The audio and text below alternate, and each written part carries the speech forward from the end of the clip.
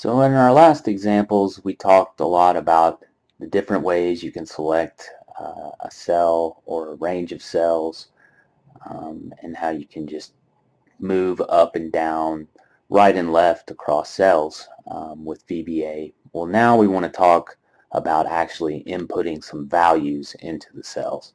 So back on our employee company list example, what we would like to do is find the last row and then go to one row below it and add the next employee ID number that is in sequence with the other. So simply just adding 1 to the last row that has a non-blank value. So I am going to create a new module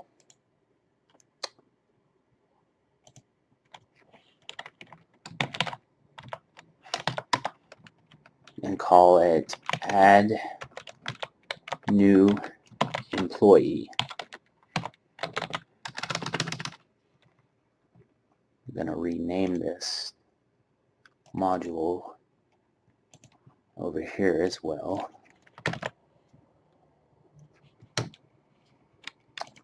So we'll be using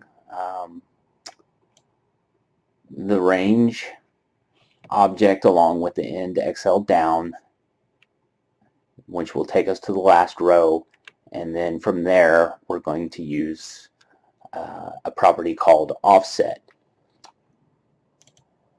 So we would like to start at range A1. From there we would end XL down to find the last non-blank row, which that will take us down to cell A23. From there, what we'd like to do is use the offset property, and that has 2 inputs. You have a row offset and a column offset. So to go down 1 row, we would simply just enter 1 there. We do not want to move over column-wise, so we're going to input a value of 0 there. And to actually input a value, we're going to use the value property. So now we're going to say the value should equal the value in the cell directly above it plus 1. So to do that, we're simply just going to copy this code right here, because this will take us to the last non-blank cell in column A currently. So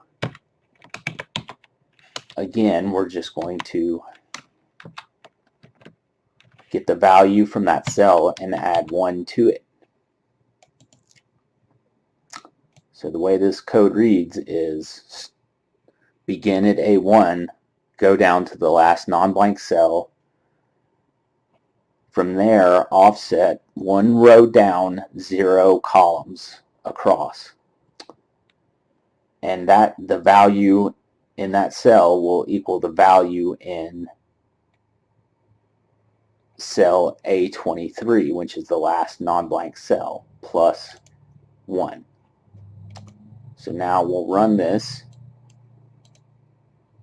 by hitting F5, and we should see 1021 populate in cell A24.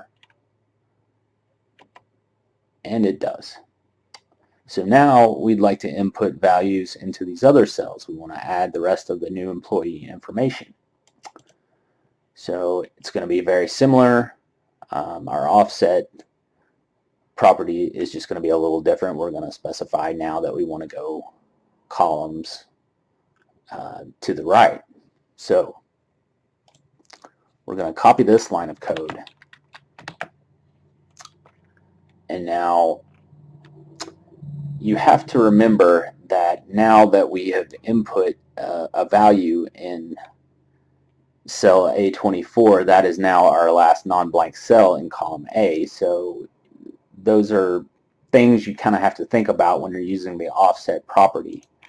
From here, we really don't want to go down any rows because that would take us one row below, and we just want to enter to the right. We want to enter one column to the right of our last non-blank cell.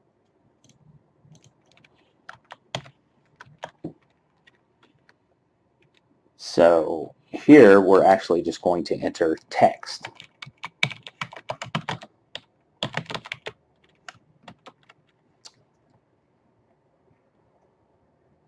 And now we're going to enter the department he works in. So again, we're going to copy this.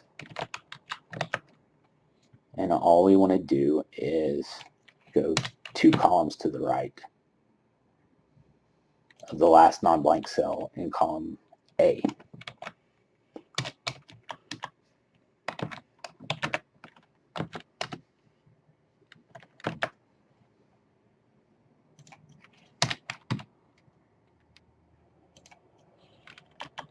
And now this last column contains the hire date, and when you're inputting a date in VBA, you need to enclose it in pound symbols.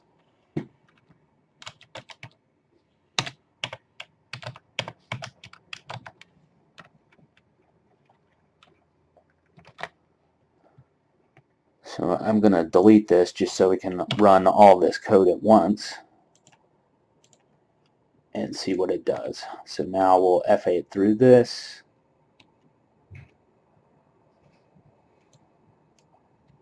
You can see that added the next sequence number, and now we want to offset 1 to the right to enter the new employee name.